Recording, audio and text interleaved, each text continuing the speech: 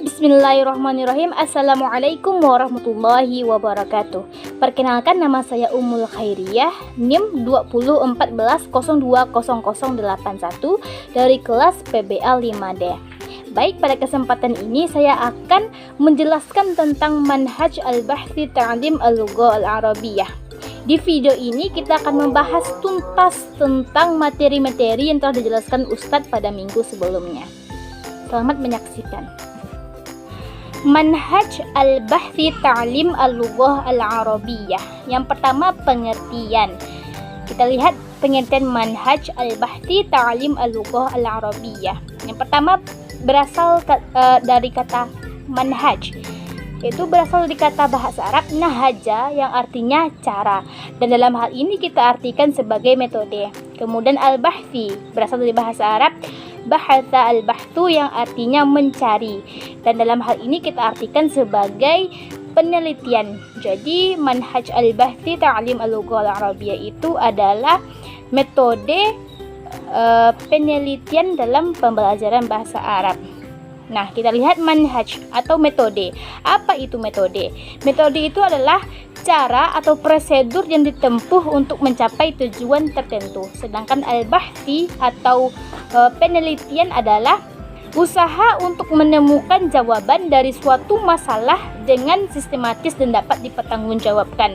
Jadi metode penelitian itu adalah cara atau prosedur yang ditempuh untuk mencapai tujuan tertentu, di mana tujuannya itu untuk menemukan jawaban terhadap suatu masalah yang dilakukan secara sistematis dan dapat dipertanggungjawabkan. Penelitian termasuk kegiatan ilmiah. Nah, ilmiah itu apa? Ilmiah itu adalah segala sesuatu yang bersifat keilmuan atau didasarkan pada ilmu pengetahuan. Nah, sekarang kita masuk pada proses penelitian, di mana sebelum meneliti itu kita harus mengetahui masalah penelitian kita terlebih dahulu. Nah, sebenarnya apa itu masalah? Masalah itu adalah ketidaksesuaian antara apa yang diinginkan dengan fakta yang terjadi atau fakta di lapangan. Kita contohkan. Contoh masalah. Saya temukan di Mandua, Kota Padang. Setelah saya pergi ke sana dan saya amati, saya menemukan suatu masalah. Khususnya di kelas 12, saya temukan masih terdapat kesalahan dalam pengucapan makharijul huruf hijaiyah dalam membaca suatu dialog bahasa Arab, di mana seharusnya untuk kelas 12 membaca dialog bahasa Arab itu tidak boleh salah, apalagi kesalahan itu menyangkut makharijul huruf. Nah, dari masalah tadi, saya tertarik meneliti permasalahan yang menyangkut kasus tersebut. Kenapa hal itu bisa terjadi? Bentuk kesalahan apa yang dilakukan oleh siswa itu? Dan apa saja faktor-faktor kesalahannya? Dari masalah itu, saya bisa membuat latar belakang masalah, di mana latar belakang masalah ini menjadi awal dari penelitian saya. Membuat latar belakang masalah itu juga ada proses, dan berikut proses dalam pembuatan latar belakang masalah. Proses pembuatan latar belakang masalah. Pembuatan latar belakang masalah harus mencakup 3 komponen. Yang pertama adalah landasan filosofis, yang kedua adalah landasan teori, dan yang ketiga adalah landasan faktual. Kita lihat yang pertama adalah landasan filosofis. Landasan filosofis itu menceritakan tentang apa yang menjadi masalah kita. Nah, pada landasan filosofis juga terbagi menjadi 3 bagian. Yang pertama adalah ontologi, yang kedua adalah epistemologi, dan yang ketiga adalah aksiologi. Ontologi, apa itu ontologi? Ontologi itu menceritakan tentang asal-usul, berisi tentang pengertian-pengertian yang akan kita bahas. Contohnya, contoh masalahnya adalah kesalahan pelafalan bunyi huruf hijaiyah berdasarkan makhrajul huruf dalam teks dialog bahasa Arab.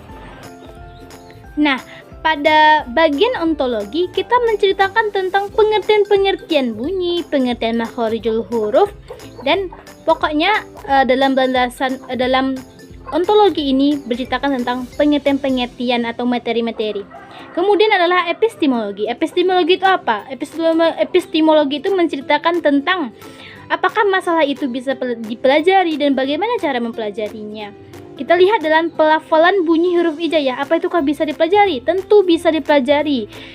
Dan ini dipelajari dalam ilmu aswad. Dan bagaimana cara mempelajarinya? Tentu ada cara dalam mempelajarinya. Nah, inilah yang termasuk dengan epistemologi. Kemudian yang ketiga adalah aksiologi. Apa itu aksiologi? Aksiologi itu berisi tentang manfaat dari masalah yang kita ambil. Apa manfaatnya? Penting atau tidak itu diteliti. Dan apa dampaknya jika kita mengambil pembahasan itu? Nah, contohnya pada kesalahan pelafalan bunyi huruf hijaiyah berdasarkan makhorijul huruf terhadap teks, membaca teks dialog bahasa Arab. Apakah itu bermanfaat atau penting kita teliti? Ya, tentu saja itu menambah pengetahuan baru kita tentang pelafalan huruf hijaiyah yang sesuai dengan pelafalannya yang dalam bahasa Arab. Kemudian penting tidak? Ya, demi kelancaran dan kebaikan dalam pelafalan bacaan Arab, setiapnya harus dilafalkan sesuai dengan artikulasinya. Nah, inilah yang disebut dengan aksiologi.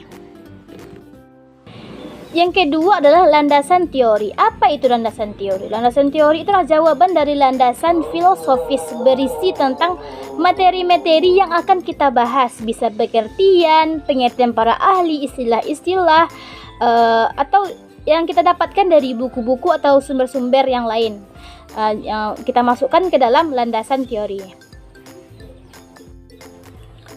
Yang ketiga adalah landasan faktual. Apa itu landasan faktual?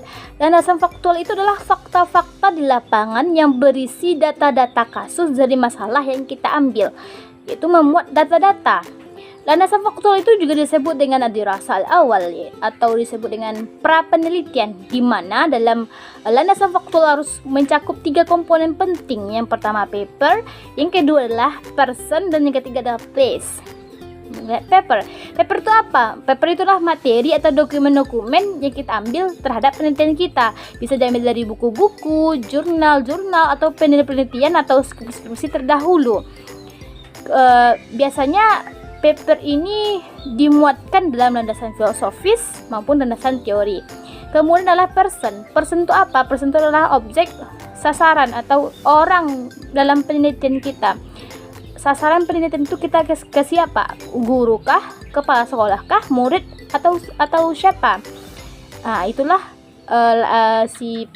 itulah bagian dari person atau orangnya, sasarannya apa. Kemudian yang ketiga adalah place, tempat itu harus jelas di mana kita meneliti. Nah, di mana? Misalkan di MAN, di MTSN kah, atau di pondok pesantren kah, dan itu harus jelas. Selanjutnya, dalam penelitian itu harus ada dirasah sabiqah atau penelitian terdahulu. Dalam penelitian harus ada fakta literatur atau testimoni. Nah, biasanya ini juga ada porsi tersendirinya, di mana testimoni ini dijelaskan dalam latar belakang masalah. Kemudian ada asumsi dan hipotesis. Apa itu asumsi? Asumsi itulah keyakinan atau kebanyakan. Kemudian hipotesis itu adalah dugaan yang dibuktikan dengan dugaan sementara. Jadi hipotesis itu adalah dugaan sementara. Nah, dalam penelitian terlebih dahulu berisi tentang hal-hal yang relevan atau sesuai atau sejalan terhadap penelitian yang sudah ada. Kita bandingkan dalam penelitian kita dengan penelitian terdahulu atau penelitian yang sudah diteliti oleh orang lain terlebih dahulu. Apa perbedaan penelitian kita dengan penelitian sebelumnya? Apakah sama? Apakah berbeda? Di mana letak perbedaannya dan di mana letak persamaannya? Nah, biasanya dalam penelitian terdahulu ini biasanya dipaparkan ada 5 komponen. Ada nama, judul, tujuan, metode, dan hasil. Nah, dari kelima-limanya kita harus mengetahui di mana perbedaan penelitian kita dengan yang lain. Apakah sama metodenya ataukah berbeda metodenya? Biasanya kalau dalam hasilnya itu biasanya harus berbeda. Apakah perbedaannya dari objeknya? Misalkan kita objeknya itu misalnya penelitian yang A di MTSN, maka kita harus mengambil, misalkan kita contohkan kita penelitian kita di MAN. Nah, paling minimal itu perbedaannya itu harus di hasilnya, harus berbeda objeknya paling minimal. Nah, kita dalam penelitian terdahulu ini harus menjelaskan perbedaan dalam penelitian terdahulu dengan penelitian yang akan kita ambil. Kalau sama penelitian kita dengan penelitian dahulu, seakan-akan itu tidak berguna. Untuk apa kita teliti kalau seandainya yang kita teliti itu sudah ada sebelumnya. Nah, jadi penelitian itu harus sesuatu yang baru dan bisa dipertanggungjawabkan. Kemudian penelitian itu ada yang sifatnya yang pertama PTK, penelitian tindakan kelas. Itu berhipotesis tindakan. Dilakukan dengan terus menguji coba. Tujuannya untuk meningkatkan, dan penelitian itu harus diusahakan berhasil. Dicoba sampai berhasil. Kemudian ada bentuknya itu eksperimen. Eksperimen itu adalah uji coba. Ada kemungkinan berhasil dan ada kemungkinan tidak berhasil. Biasanya kita membutuhkan hipotesis di sana, misalkan HI. HI itu dilambangkan dengan berhasil, dan HA itu tidak berhasil. Jadi di eksperimen itu ada hipotesis atau dugaan. Apakah ada kemungkinan berhasil atau tidak. Jadi kita memerlukan hipotesis dalam penelitian eksperimen. Kemudian ada penelitian deskriptif. Deskriptif ini tidak ada hipotesis, hanya menggambarkan faktor-faktornya. Biasanya penelitian bersifat deskriptif ini itu mempunyai banyak-banyak buku-buku atau rujuk-rujukan referensi dalam penelitian.